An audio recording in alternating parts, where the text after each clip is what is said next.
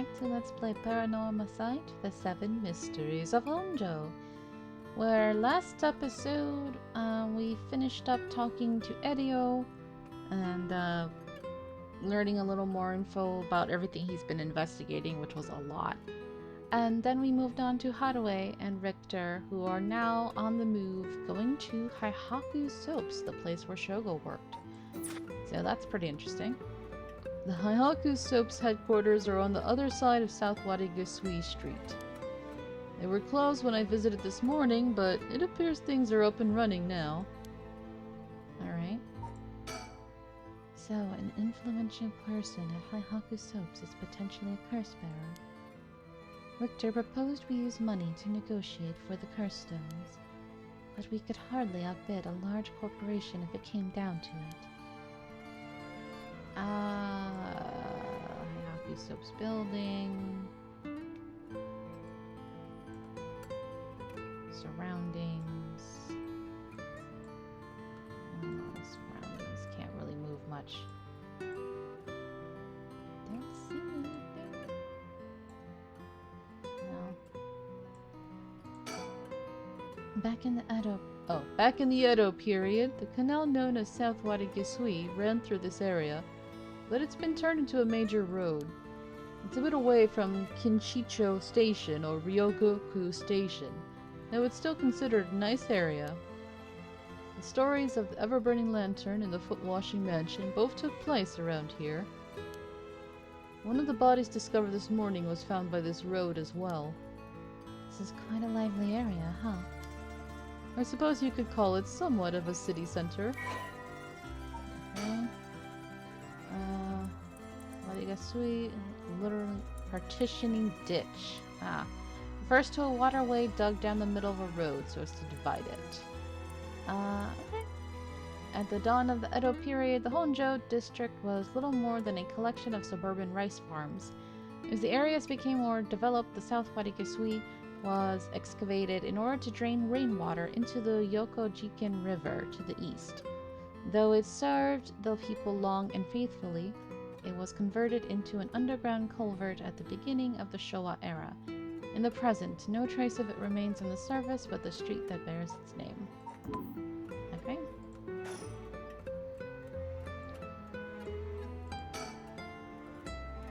To think a small soap-making company could grow so much in such a short time.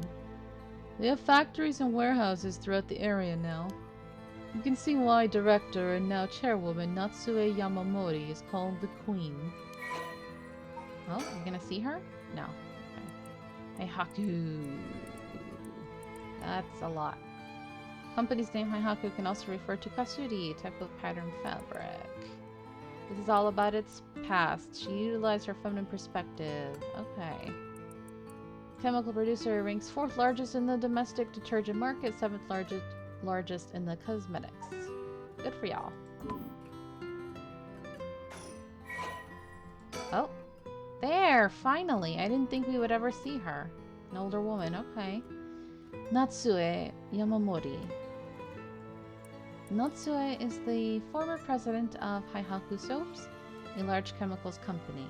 Though she retired from her position 2 years ago, she still wields great influence over the company from her position of chairwoman. Recently, there have been rumors about her possessing strange and powerful magical abilities, earning her the nickname the Witch of HIHAKU.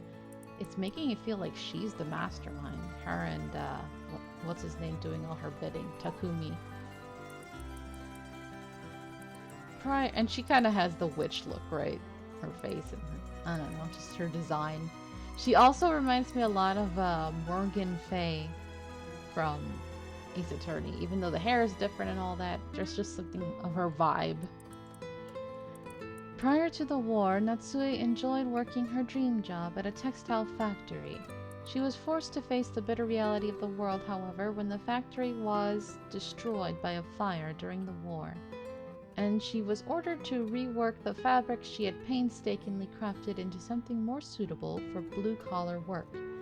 Witnessing the rise in popularity of Western-style clothing in the post-war period, Natsue left the textile industry. However, a nod to her past can be seen in her company's name, with HIHAKU being another name for kasuri. A type of fabric featuring patterns and images woven with dyed fibers. Let's look at this creepy guy again. Yeah. We know he worships her. He's really loyal. Continues to support her. Acting as her mouthpiece, yeah. He knows the names and faces of everyone, including Shogo. Alright. It's a lot to have to remember. You mentioned that Takumi works as her secretary. That's correct. Do you think it's possible he's acting on her orders? That's exactly my thinking. A curse bearer with both money and power could certainly look at resurrection as their next prize. Negotiating with a person of that stature may prove difficult. I mean, he was willing to kill, because he killed us when we turned our back to him.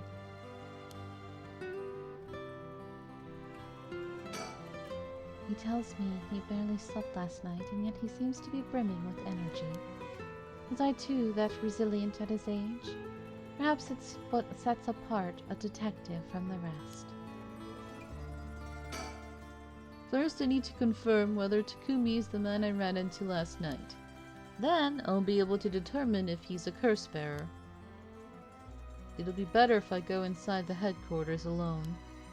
You should walk around. Visit a cafe for some tea, perhaps? Really? So, an influential... we read that already. Is there nothing else? Oh, I already clicked on it, didn't I? No. I'm going to go in. It may be a while, so feel free, feel free, like I said, to find somewhere to kill time. Okay, good luck in there.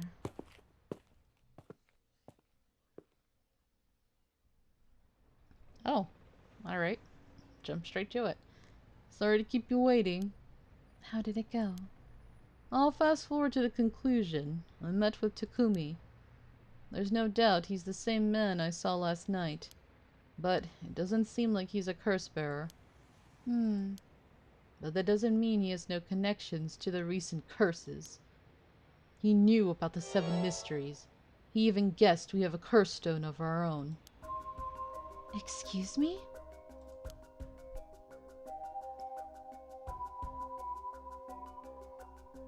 I tried to approach Takumi about a fallen item after I ran into him last night, however... You said your name was Richter, correct? I have a favor I'd like to ask of you. I'm hoping you would hand over the curse stone in your possession. I'm glad you got away without him killing you. Curse stone? What are you on about? You're making that face. There's no need to play dumb with me. In fact, there's no time for it. I had all the same reason you did to think you were a curse bearer last night. And your arrival here only confirms it. You are a curse bearer now. You're right. We lack time. I'll confess, I am a curse bearer. I possess the curse stone of the haunting clappers. Oh. I'm glad to hear the truth. Finally, this conversation is worthwhile. It is a dangerous item you hold. Give it to me. My company will take the responsibility to dispose of it. I didn't know the soap business specialized in scrubbing curses clean. It is the prerogative of Miss Yamamori. Is that so? Assuming you've obtained the curse, you understand the power it involves, no? Miss Yamamori possesses supernatural powers akin to those of a god. So they're right about her being a witch, then? She also has a deep love for this land, having transformed it from the pile of dirt it once was to the home of our headquarters. She cannot stomach the fact that it's now the site of these curses run rampant. I wonder if he's actually telling the truth, like they legit want to collect the stones and destroy them, rather than her wanting to use them. It's possible. So you're telling me the Queen of HIHAKU is a real-life witch? She wouldn't appreciate being called that, mind you. There's a sorcerer by the name of Suigen Gamyodo who is gallantly working behind the scenes, exorcising spirits and the like. You keep referencing that, but you used that when you lied to Shogo. So I don't know how truthful it is. Go on. That being so, there have already been instances of the dead coming back to life. Do you understand the urgency of this matter? There are curses we're speaking of. Tools which are being used by wicked beings to possess people. The rite of resurrection is nothing but a fabrication meant to seduce the curse bearers into unspeakable action. But you did an unspeakable action. You killed us, so... If you truly understand what I'm talking about, you must hand over that curse stone at once. Very interesting. With that said, just how many curse stones have you acquired so far? If what you tell me is true, surely the company would have launched a large-scale search by now. Yeah, that's a good point. She has the money, but she makes him go around doing all the dirty work. Got called out. We have 6. Liar! 6? Whoa, I can rest at ease then. And here I thought I was at risk of being cursed. It seems we are on the same page.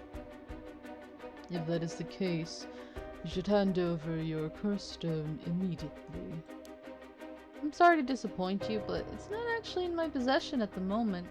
Considering its importance, I've been keeping it in hiding. Really now? Then I'll accompany you while you retrieve it.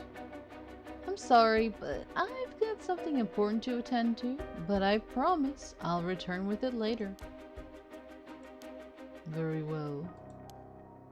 Then you won't refuse to provide your address and telephone number, I presume? How prudent of you. I'll oblige. That's funny, because here Richter was the one who told Shogo when we first met him not to give out your name, address, and telephone number.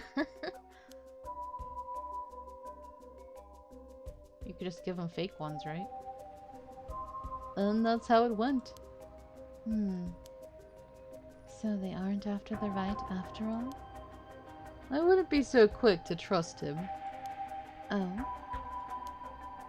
I believe we're dealing with a master in deception. He may well have made up a story to convince us to part ways with our stone. I think he was lying about having procured 6 curse stones as well. Like, really? 6? That's excessive. Well, now I feel gullible. The company's plotting something. I wonder what they mean to do with the curse stones. He seemed rather desperate to get hold of ours, despite us not having collected any soul dregs. Perhaps the people at HIHAKU are the masterminds behind the curses being unleashed. It's possible. Because the chairwoman's a witch? I wonder about that too. If she really were that powerful, would her secretary have divulged that information so casually? Takumi was either making it up as he went, or he's trying to spread a rumor. Yeah. For what purpose would he do that? To make her seem more powerful than she really is? Recently, people have been caught up about the occult more than ever before.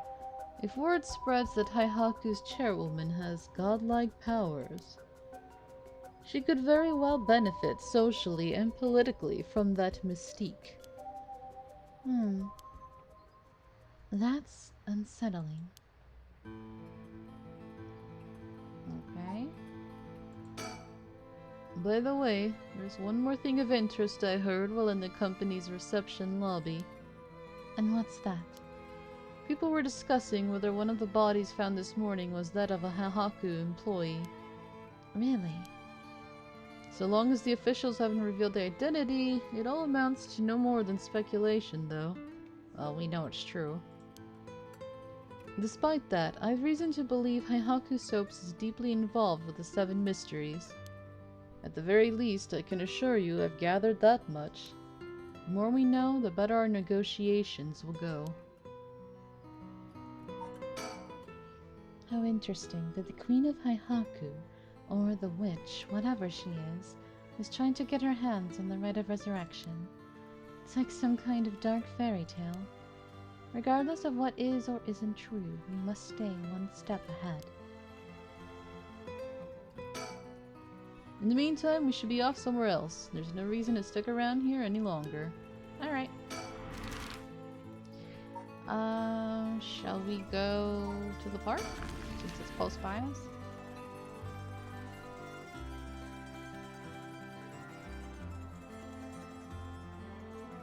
We're here.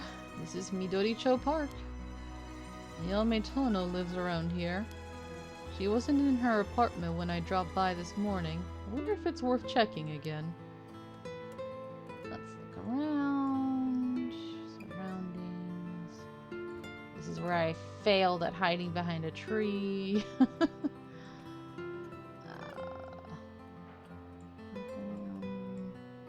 No little birdie sticker. This ghostly people in the background.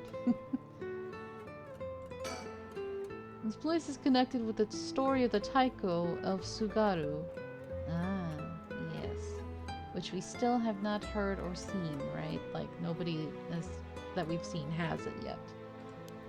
Not only that, Katsushika Hokusai's home was also in this area. The artist that she wants to bring back to life, which is stupid. That might be why Ayame chose to live here. Midoricho Park.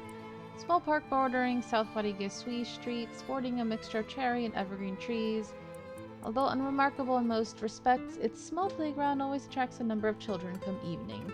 While no trace remains in the modern day, it stands on what was once the site of the Sugaru estate. The legendary artist Katsushika Hokusai is also believed to have been born in the vicinity. Actually, it's been a while. I can't remember the story of the Taiko. See. Also, I forgot to say this. Let me... Because sometimes they use phrases that if you're not Japanese, or not into, don't know enough about Japanese culture. I've heard the phrase daimyo before, and I can't remember what it refers to, but it keeps popping up a lot. Daimyo, in feudal Japan, one of the great lords who were vassals of the shogun. So a lord, okay. Powerful person. For some reason I thought it was female, but it could be male. I don't know if they've said if it was male or female. There was once a daimyo who built a residence. And this estate was an almost 8-meter tall tower, served as a lookout for fires. So many things about fire, huh? Only a designated firefighter was allowed to use the large drum that resided at the top of the tower. While most towers used wooden blocks to sound the fire alarm, this one was permitted to use drums. I don't get this one, like... How is this a superstition? Just that there was a tower looking out for fires, that they were allowed to use drums. Which is like, oh, why were they allowed to use drums? Alright. I'm interested to see what will happen when we finally get to see that one. We already looked at the surroundings. It seems picking up Ayame's trail is out of the question for now. Why did we even come here? You won't get much done standing around here. Why don't I go and check out Ayame's apartment? You don't mean to speak with her, do you? No, I'd prefer to get an idea of what she's been up to. I'd like to see whether she's been home or not, just to potentially get a trace on her movements. Then, be my guest. Okay, I shouldn't be long. Okay. I'm back, ma'am. So, nothing? I'm afraid so. She still hasn't returned. However... I noticed a few people who seem to be related to the police force keeping watch in the area. Huh? I don't know if they got eyes on her apartment or, but they do appear to be watching the building it's in. Why? Ayame is not Mayu, right? Because Mayu is the fiance? So that doesn't make sense. Interesting. You've got a sharp eye to have noticed them, despite them being so covert. What can I say? It's part of the job. However, it meant I had to refrain from knocking on her door or looking through her windows. I wasn't able to check her electric meter or mailbox either, unfortunately. You were planning to go that far? Just to know how much electricity she uses? What? Then what? You won't make much progress. Then let's leave.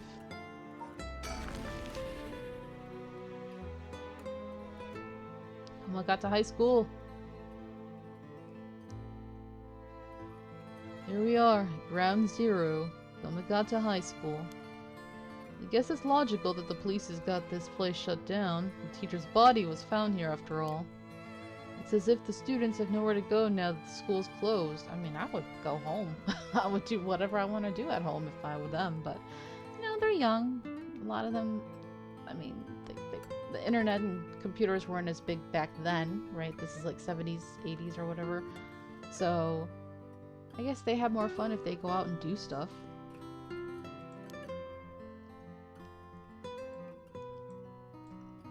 First time getting to look at the school during daylight.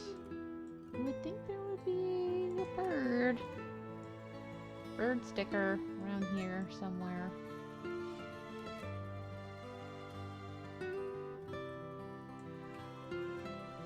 Come on.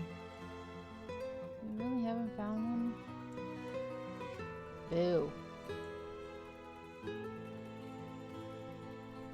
Well, they're not like 100% necessary, but just one of those things you get into. You're like, curious. The news has attracted a bunch of curious onlookers, huh? It works in our favor. The more people around, the better we can blend in. School gates. Seems the officers are still inspecting the scene. Entry has been strictly prohibited. Nothing else other than to talk to him, I guess. He appears to be wary of these police officers. Maybe the police really do have something against private investigators, just like in those detective novels.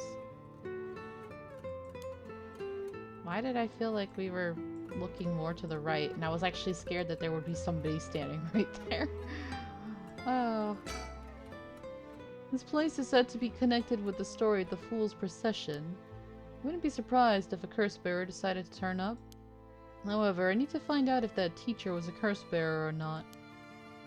I expect the police to be baffled since they don't know about the curses. You can ask around and see what the students have to say. Sure. Alright, I'll go ask the students about Michio.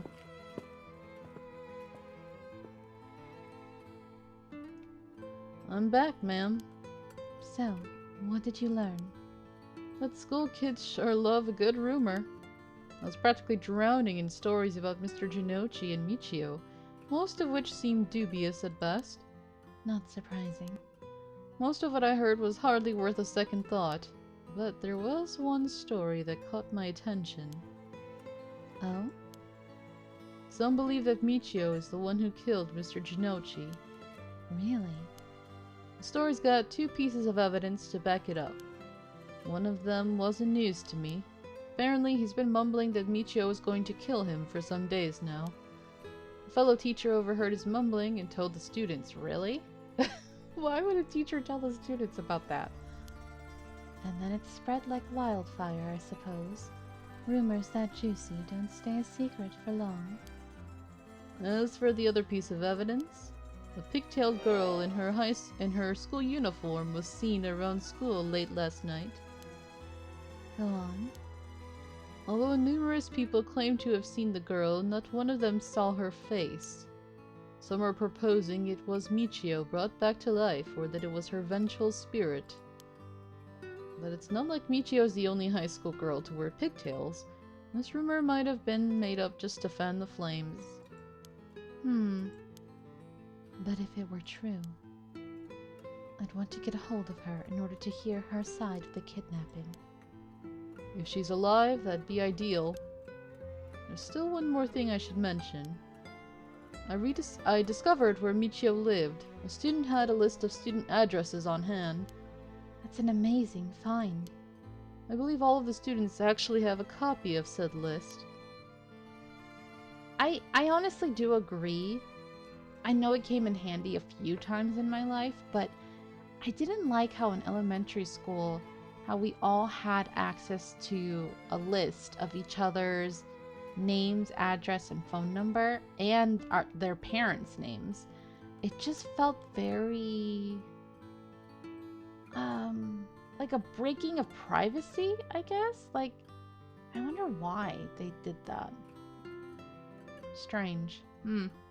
I don't know if they still do that these days. I hope not. I hope they would change it. Be like, yeah, we don't need to know all that. The school can have that information, but why do they have to pass it out to all the kids, you know?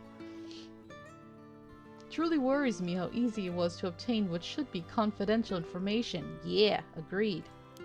Imagine what would happen if that information got into the wrong hands. See, this is like the third time now that kind of stuff pops up in my mind in this game. Well, so far it hasn't, no? Sure, let's hope it stays that way. In the meantime, it's not possible for us to visit Michio Shiraishi's house. Yeah, that's what I've been wanting. So let's go. Michio's home.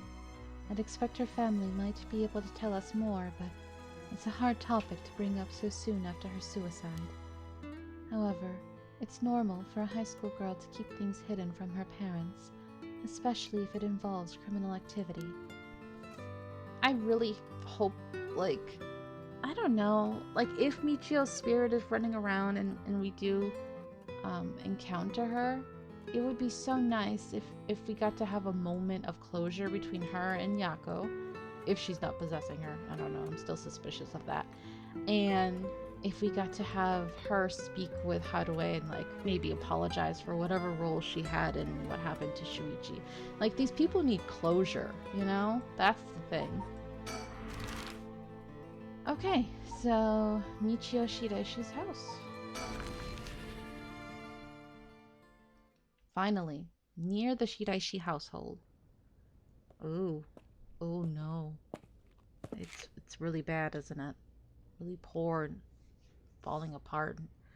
Oh, that's sad. This was her life. How did it go? I went to visit Michio Shiraishi's family home, however, no one seemed to be there. I got no answer at the door and all the lights were out. It seems to have been empty for a while now. There's a stack of newspapers out front. Now let's look around. Surroundings. Seriously? Why haven't we found any bird stickers in quite a while? Other than the one at the park with Tetsuo, I guess.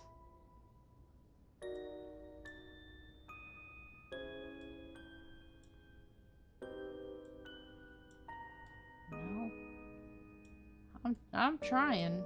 Maybe I'm blind. I don't know. I didn't think they were that hard to find, though.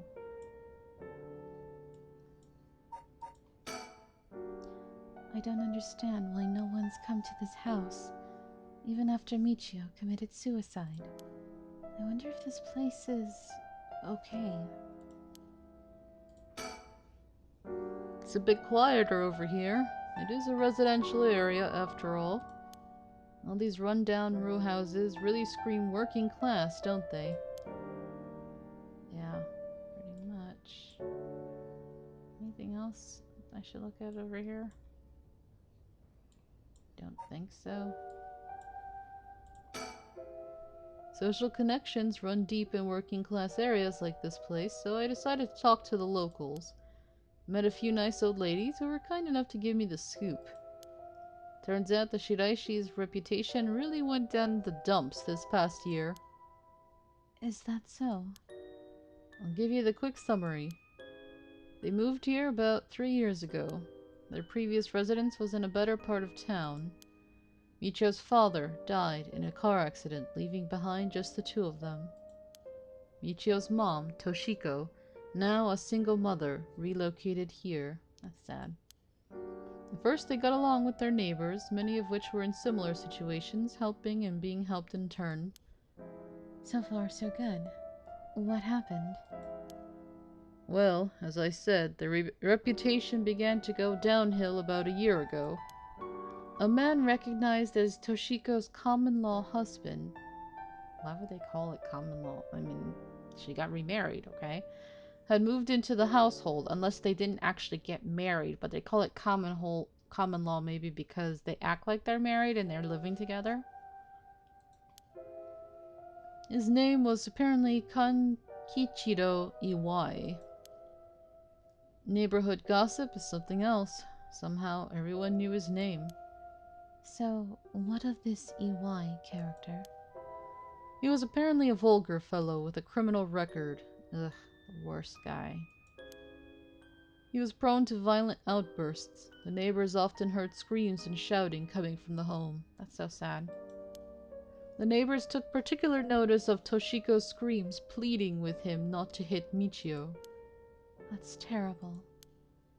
As if that wasn't unsettling enough, every night the neighbors also began to hear an eerie chanting. Oh my god, what? So something paranormal was going on there, huh? Through this, the Shiraishi standing in the neighborhood plummeted rapidly. Toshiko was often found covered in bruises and wounds. Too bad she couldn't just leave the guy. She stopped responding to her neighbors. She would just turn the other way when greeted. They kept their storm shutters closed even during the day and effectively shut themselves away from the entire community. That sounds horrible. Why didn't the police step in and do something? Unfortunately, under our current laws, the police aren't allowed to get involved with domestic disputes. Really? Wow. But I know even now we still have limitations. It's still an issue. If the person does not actively seek help, then there's really not much they can do. Domestic violence really upsets me. That's awful. And then Michio reportedly killed herself. Things only got worse with Iwai, and Toshiko was admitted to the hospital for physical and mental abuse. Ever since, Iwai hasn't returned to the home. Many locals expressed sympathy for Michio's circumstances, but just as many were fed up with the Shiraishis entirely and seemed relieved that things finally quieted down again. It seems that they were still considered outsiders even after 3 years of living here. I don't understand it. Why would Toshiko have gotten involved with such a brutish good-for-nothing in the first place? I've heard many stories where one partner's personality does a complete turn after entering a relationship. After her first husband's death, Toshiko's financial situation had also taken a turn for the worse. Yeah, it's always about money, and then they go to like a horrible person just to get by. She was determined to send her daughter to a good high school. It's possible she fell victim to sweet promises. Life can be tough, I suppose. You don't seem moved by the story, ma'am. That's fine. People have all kinds of stories. She's like, I lost my son in a horrible way. Honjo's ace detective. Collect all information on persons of interest. Cool. Oh, this is him. You a-hole. Ugh. The common-law husband of Michio Shiraishi's mother, Toshiko Shiraishi. Kankichiro started coming and going from the Shiraishi household a little over a year ago. Seems he has served some time in prison, but the details are unknown. You a-hole. Okay.